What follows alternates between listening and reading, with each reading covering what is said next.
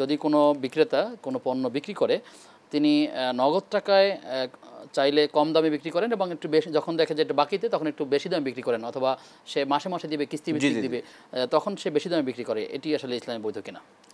এখানে যেহেতু হচ্ছে ওনার একটা ইনভেস্ট রয়েছে, এখানে উনি টাকাটা তো মাঠে অনেক দিন পড়ে থাকবে, সেই জন্য উনি যদি চায় শরীয়তের পন্থা অনুযায়ী যতটুকুন বৃদ্ধি করা যায় ততটুকুন উনি বৃদ্ধি করে নিতে পারবে, এতে কোনো সমস্যা হবে না ইনশাআল্লাহ। ইনশাআল্লাহ তাআলা। আরেকটা বিষয়, এই যারা ব্যবসার সাথে জড়িত আছেন, কেনাকাটা বা দোকানদার, তারা অনেক সময় লিখে রাখেন যে তাদের কোনো বিক্রিত পণ্য ফেরত নেওয়া হয় না। এটাকে ইসলাম কিভাবে দেখে? এটি আসলে সাংঘর্ষিক কিনা? এটি আসলে কি উচিত নাকি? ইসলামের সাথে অবশ্যই সাংঘর্ষিক, কারণ হচ্ছে হুজুর সাল্লাল্লাহু আলাইহি ওয়াসাল্লামের হাদিসগুলো যদি আমরা সামনে নিয়ে আসি, তাহলে সাহাবায়ে কেরাম রিদওয়ানুল্লাহি তাআলা আলাইহিম ওনারাও ব্যবসা করছেন।